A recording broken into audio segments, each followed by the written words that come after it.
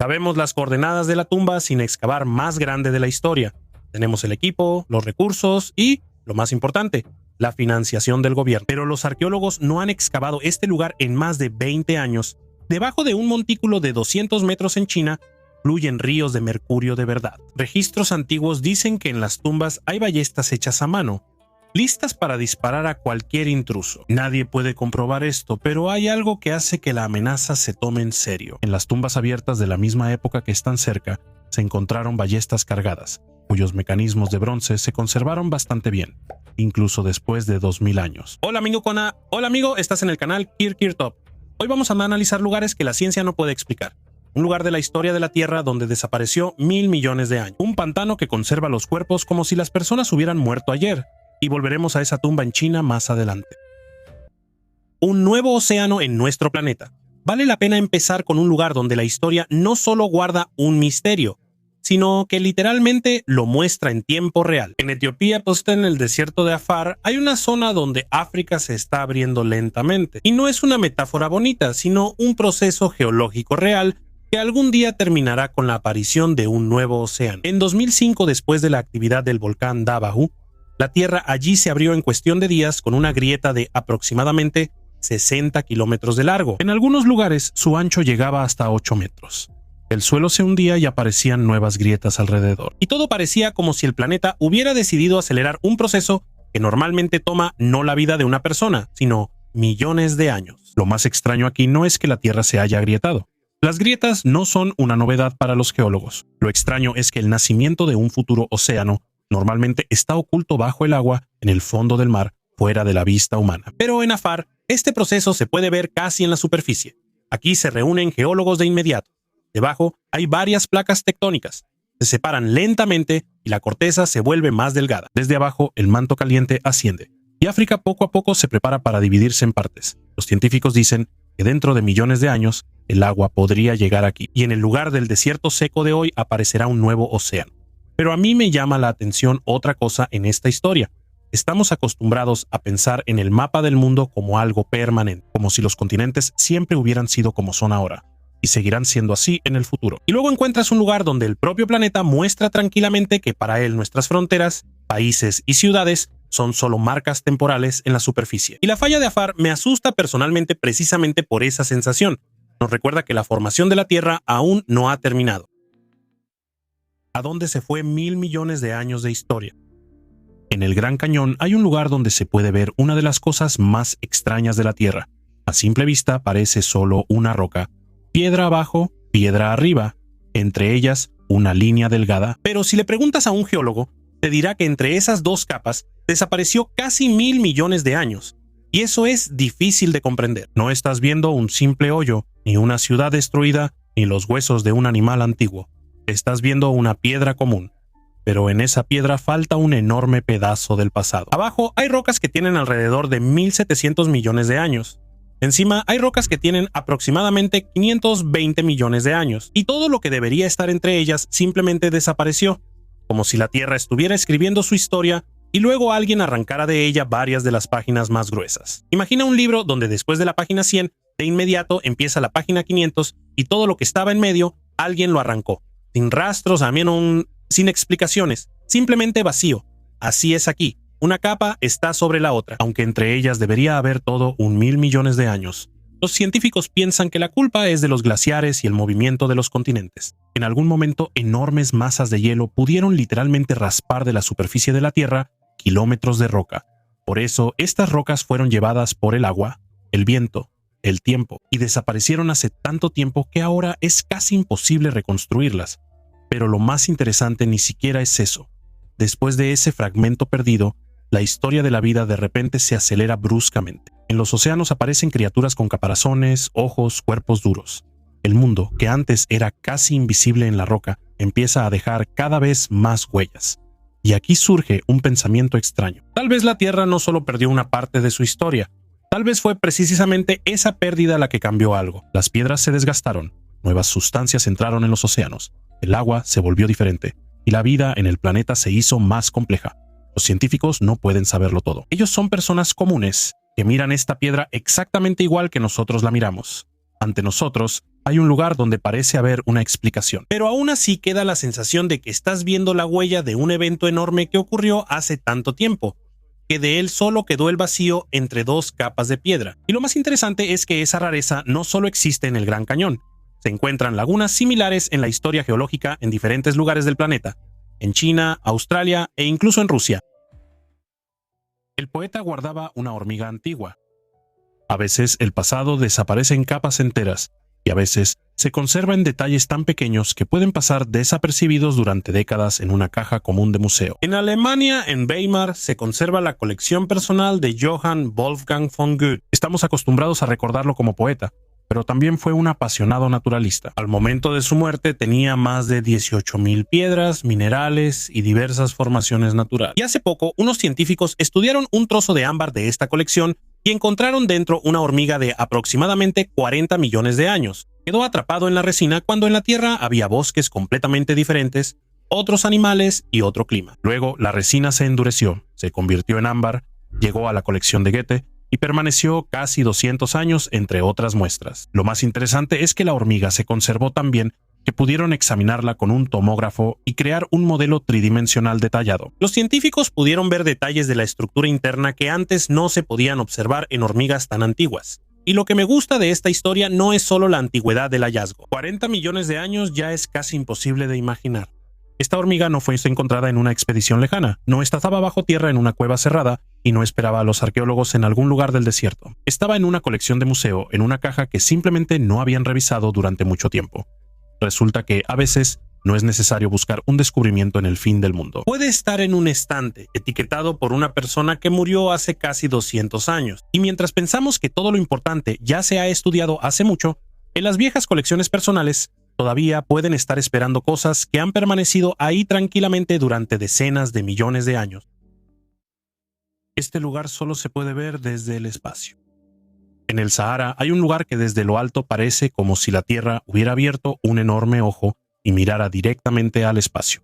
Esta es la estructura de Richat, o el Ojo del Sahara. Se encuentra en Mauritania, en medio del desierto, y consiste en unos anillos gigantes con un diámetro de aproximadamente 40 kilómetros. 40 kilómetros no es solo un gran cráter, es el tamaño de toda una ciudad.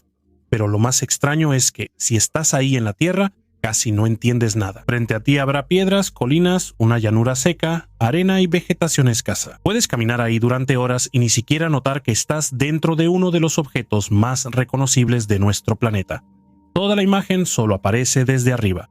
Desde un satélite o desde la órbita se puede ver que en medio del desierto yace una enorme estructura de piedra. Es casi un blanco perfecto hecho de anillos concéntricos. Por eso el Ojo del Sahara ha atraído durante tanto tiempo diferentes teorías sobre su origen, cada una más extraña que la anterior. Al principio, muchos pensaron que era la huella de un meteorito, y la lógica es comprensible. El objeto es redondo, enorme y se ve claramente desde el espacio. A primera vista, realmente parece un antiguo cráter de impacto. Pero cuando los científicos empezaron a estudiar las rocas, esa teoría comenzó a desmoronarse. Un verdadero impacto de meteorito deja rastros especiales. Las rocas soportan una presión monstruosa, las formaciones se funden. La estructura de la destrucción tiene un aspecto particular. En el Ojo del Sahara no se encontraron tales señales. Es decir, no es una cicatriz de una roca espacial. Los aficionados a la historia alternativa relacionaron este lugar con la Atlántida, porque Platón describía su capital como un sistema de anillos de agua y tierra. Algunos hablaban de una civilización antigua, otros de la huella de una inteligencia extraterrestre, porque el objeto se ve demasiado extraño, como si hubiera sido dibujado a propósito en medio del desierto. Pero la explicación oficial es mucho más sencilla. Los científicos creen que alguna vez el magma subió desde lo profundo de la Tierra. No salió a la superficie como un volcán, pero levantó las rocas desde abajo, como si la Tierra se hubiera hinchado con una enorme burbuja. Así se formó una cúpula geológica. Y luego comenzó el largo trabajo del tiempo. El viento, el agua y los cambios de temperatura destruyeron esa cúpula durante millones de años. Las rocas blandas se desgastaban más rápido. Las duras resistían por más tiempo. Así, poco a poco, aparecieron los anillos que ahora se pueden ver desde el espacio. Y esto es lo que realmente resulta interesante aquí. En esta historia no es necesario buscar extraterrestres o la Atlántida. El simple hecho ya es lo suficientemente extraño. La naturaleza, sin ningún plan, sin un diseño y sin la intervención del hombre, creó en medio del desierto una figura del tamaño de una ciudad, que no se puede entender desde el suelo, pero se ve perfectamente desde arriba. A veces el misterio está en la escala. Entendemos el proceso, pero aún así nos cuesta imaginar la velocidad. ¿Cuánto tiempo, viento, agua y destrucción se necesitaron para que la Tierra común se convirtiera en un enorme ojo en medio del desierto? Una misteriosa estructura de piedra en el bosque. A principios de los años 50, el geólogo Vadim Kolpakov caminaba por la remota taiga de Irkutsk y vio algo que no debería haber estado ahí en absoluto. Entre el bosque, las piedras y el típico paisaje siberiano había un enorme montículo. No parecía una colina, sino la huella de alguna poderosa erupción desde el interior de la Tierra. Más tarde, este lugar sería llamado el cráter de Patón o el cono de Kolpakov. Imagina un anillo de piedra de la altura aproximada de un edificio de 12 pisos, dentro hay un embudo y en el centro otra cúpula. Alrededor, bloques de piedra caliza están destrozados. No es un volcán antiguo, ni una montaña común, ni una cantera, ni una construcción humana. Simplemente una extraña estructura de piedra en medio de la taiga. Y lo que más desconcertó a los científicos fue la edad. Según diferentes estimaciones, el cráter tiene unos 500 años, es decir, apareció no en la antigüedad profunda, cuando no podía haber testigos, sino ya en tiempos históricos, más o menos en el mismo siglo en que en Europa se imprimían libros, se construían ciudades y se escribían crónicas. En la taiga siberiana, algo sacó a la superficie miles de toneladas de piedra. Pero no hay testigos, tampoco hay registros. Hay leyendas, pero no hay una descripción normal del evento. La primera versión fue la más obvia. Un meteorito. Se parece demasiado a la huella de la caída de algo del cielo. Una forma enorme, un cráter, piedras expulsadas, un lugar remoto. Pero cuanto más observaban los científicos, menos se sostenía esa versión. Un verdadero cráter de meteorito debe tener sus propias huellas. Rocas de impacto, signos de explosión, destrucción característica. Aquí no era así. Luego apareció otra versión. Es posible que gases, agua y rocas subieran desde abajo. La presión aumentaba. El suelo permanentemente congelado impedía que esto saliera tranquilamente a la superficie, y en algún momento la Tierra literalmente fue empujada hacia arriba. Así pudo haberse formado este cono de piedra. Suena más creíble, pero aún así, algo no encaja. Alrededor del cráter se registraron anomalías magnéticas, y la forma en sí sigue siendo demasiado inusual. No se parece a una colina común que creció lentamente durante miles de años. Se parece más a un lugar donde algo ocurrió de manera repentina, poderosa y sin testigos. Por eso, el cráter de Patón sigue viéndose extraño incluso sin recurrir a lo místico. No porque necesariamente haya caído ahí una nave extraterrestre, o sea, obra de una civilización antigua desconocida, sino porque en la taiga hay un objeto que apareció casi ayer en términos de la Tierra, pero hasta ahora no podemos decir con certeza qué lo creó exactamente. Y después de visitar lugares así, empiezas a ver la propia Tierra bajo tus pies de otra manera. ¿Dónde están todos los muertos? Camina por cualquier ciudad antigua que tenga 500, 800 o 1000 años. En ella nacían personas, morían personas, se sucedían las generaciones, pasaban guerras, epidemias e incendios. En teoría, la Tierra bajo una ciudad así debería estar llena de restos humanos. Pero cuando los trabajadores cavan fosas, construyen el metro y cambian los cimientos, encuentran tuberías viejas, ladrillos, monedas, fragmentos de cerámica, partes de muros y a veces entierros aislados. Pero por alguna razón no hay almacenes interminables de muertos. Y de aquí surge una pregunta sencilla. ¿Dónde están todos los esqueletos? La explicación oficial suena bastante simple. Antes había menos gente en las ciudades, las tumbas antiguas se reutilizaban con frecuencia, los huesos se trasladaban a un osario común, se construía encima de los cementerios, se destruían y se excavaban de nuevo. Guerras, incendios, epidemias, nuevas construcciones y casi no quedaban rastros.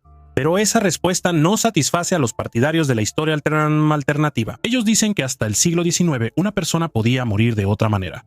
No solo pudriéndose en la tierra, sino desapareciendo, disolviéndose, yéndose hacia la luz o incluso cristalizándose. De aquí, según su versión, vienen las viejas leyendas sobre ascensiones, los relatos sobre partidas resplandecientes e incluso las enormes piedras preciosas en las coronas, que supuestamente podrían ser rastros de personas del pasado. Suena descabellado y no hay pruebas de esto, pero me gustaría desarrollar esta idea, especialmente cuando recuerdo las catacumbas de París, donde bajo tierra están apilados los huesos de millones de personas. Los historiadores dicen que simplemente trasladaron los restos de los antiguos cementerios que estaban llenos.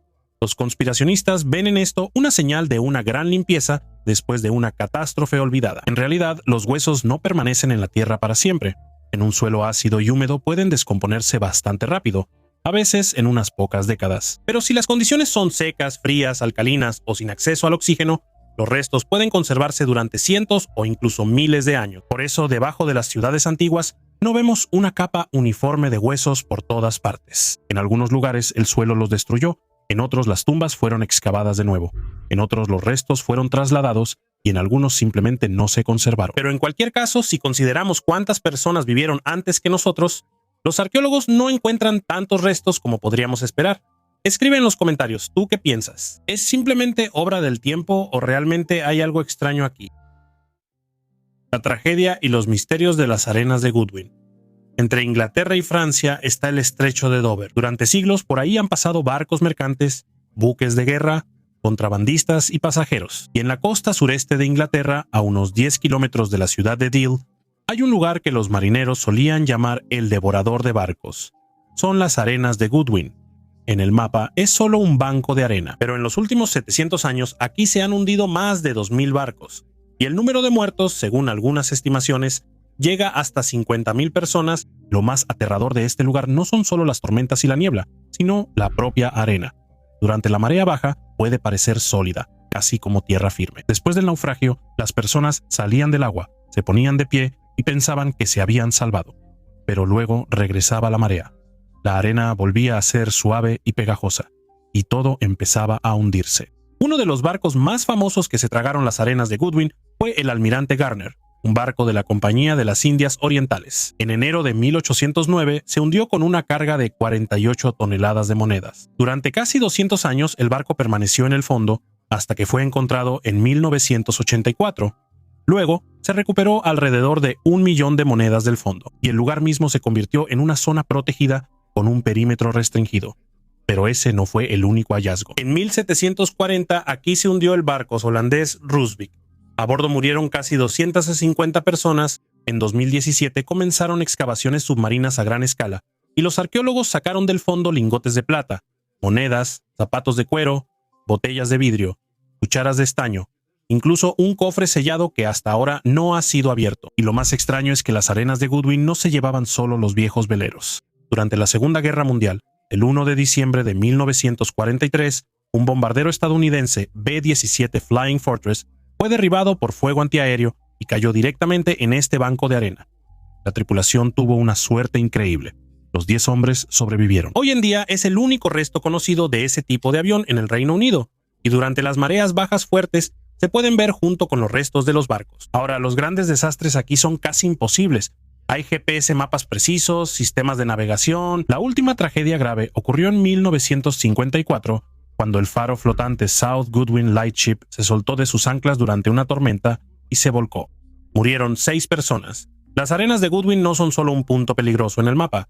Debajo de ellas todavía hay barcos, monedas, armas, restos de un avión y restos humanos. Durante 700 años el mar se ha llevado personas y objetos aquí, y luego, a veces, durante excavaciones o mareas bajas fuertes, devolvía pequeños fragmentos de esas historias. Un lugar donde encuentran a personas desaparecidas. Ahora imagina un lugar donde puedes caminar durante 10 días seguidos y aún así ver lo mismo a tu alrededor. Agua, musgo, lodo, niebla y un pantano interminable. Estos son los pantanos de Vasyugan en Siberia, entre el Oby y el Irtysh, uno de los pantanos más grandes del planeta. Y la escala ahí es tal que es difícil de imaginar. Aproximadamente 53.000 kilómetros cuadrados, cientos de ríos y alrededor de 800.000 lagos. En todo este enorme territorio vive muy poca gente. Por eso no es de sorprender que siempre hayan existido muchas leyendas alrededor de los pantanos de Vasyugan. Los lugareños contaban sobre criaturas extrañas, sobre fuegos fatuos, sobre osos devoradores de personas y sobre los espíritus del pantano. Los Selkupos incluso tenían la imagen del dueño de estos lugares, Shelob, un enorme y malvado oso de 7 alas. Y si te imaginas a una persona caminando de noche entre la niebla, escuchando el musgo chapoteando bajo sus pies y viendo destellos fríos y azules en algún lugar adelante, se entiende por qué surgieron esas historias.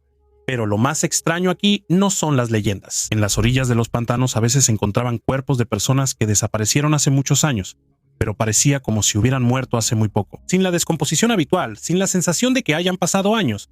La ciencia lo explica por la turba. En el pantano hay poco oxígeno y el agua es fría, y el esfagnum libera sustancias que funcionan casi como un antiséptico natural. El cuerpo no se descompone de la manera habitual, sino que poco a poco se conserva, por así decirlo. Por eso, los pantanos en diferentes partes del mundo a veces conservan a las personas mejor que las tumbas. Y esto es lo que resulta especialmente extraño en este lugar. Para una persona, el pantano parece un lugar peligroso al que es mejor no entrar.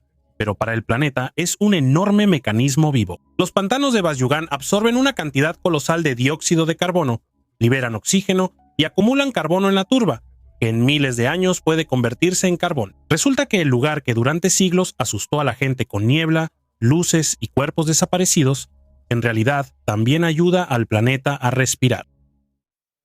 Espirales doradas de la Edad de Bronce. Y ahora viajemos a Alemania, a la región de Baja Sajonia.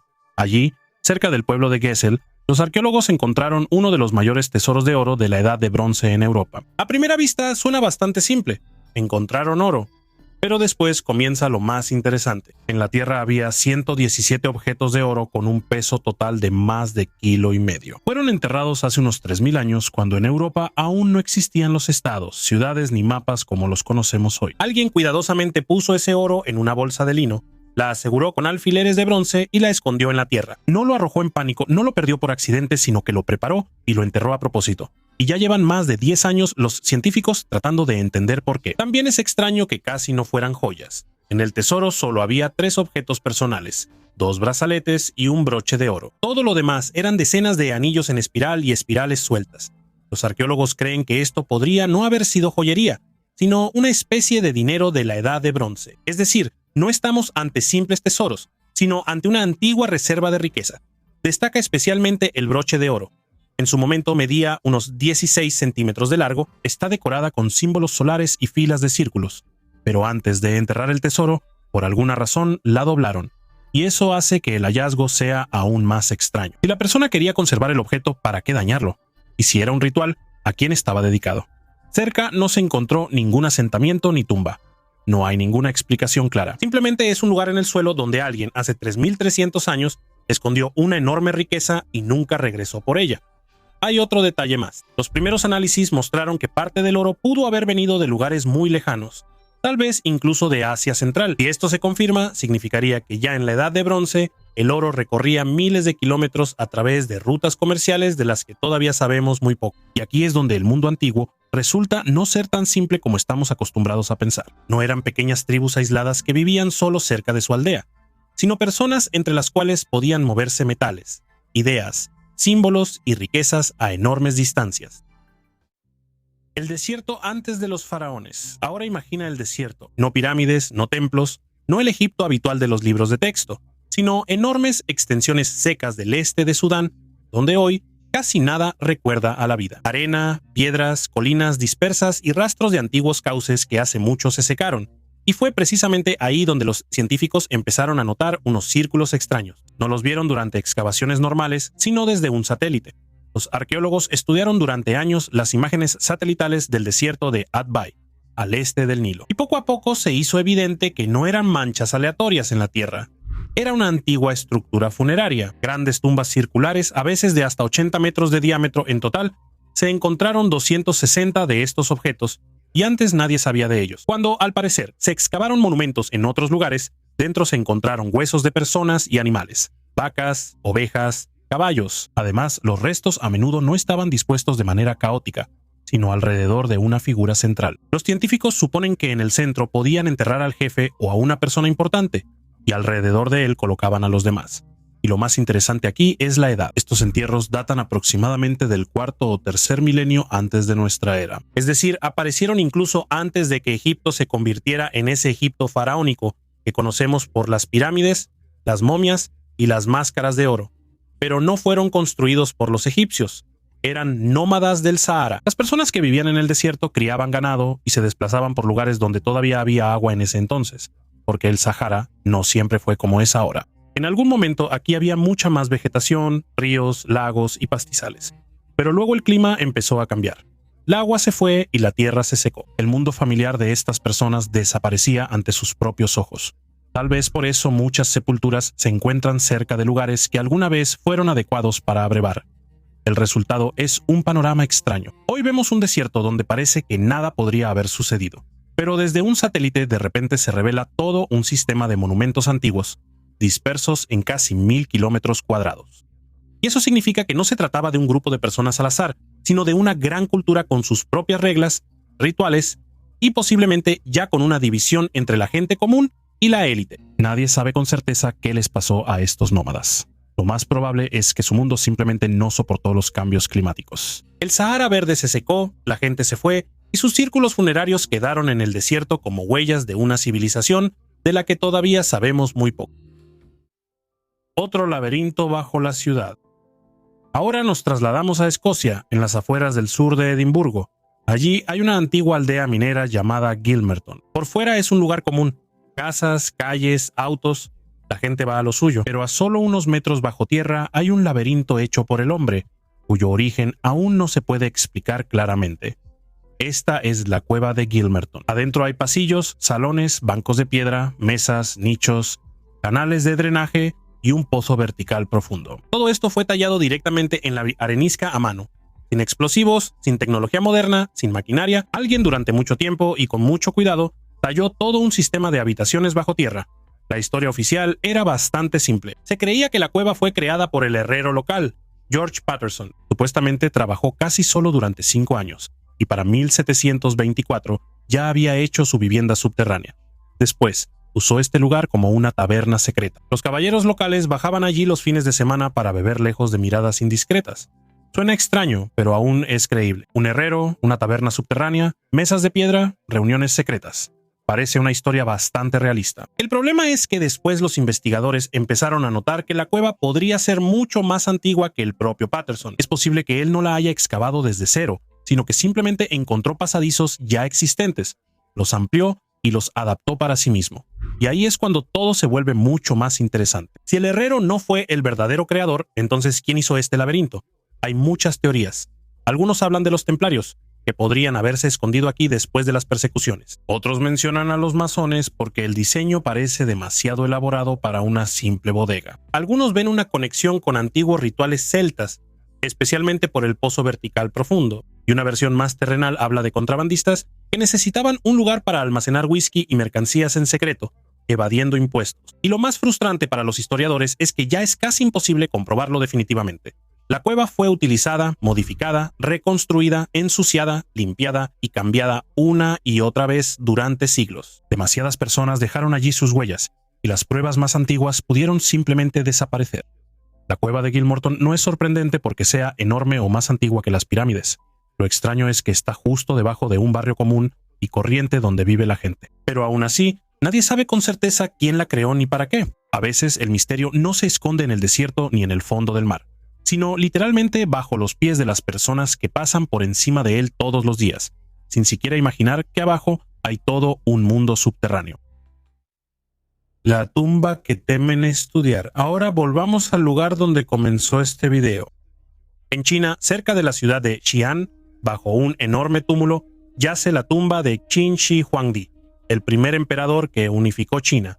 Introdujo una escritura, una moneda y unas leyes unificadas. En 1974, unos campesinos estaban cavando un pozo y accidentalmente encontraron al primer guerrero de terracota. Después, del suelo salió todo un ejército.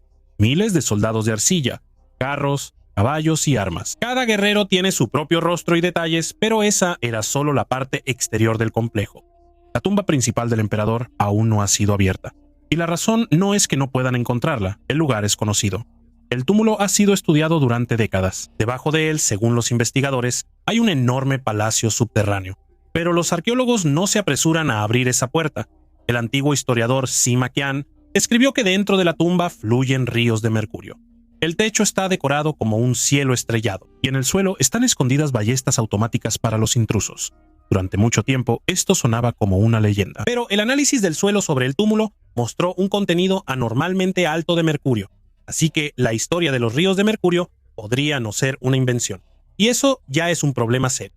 Si realmente hay grandes cantidades de mercurio dentro, abrirlo podría ser peligroso para las personas y para el medio ambiente. Nadie sabe con certeza qué pasará si se rompe la cámara, que ha estado cerrada por más de 2000 años.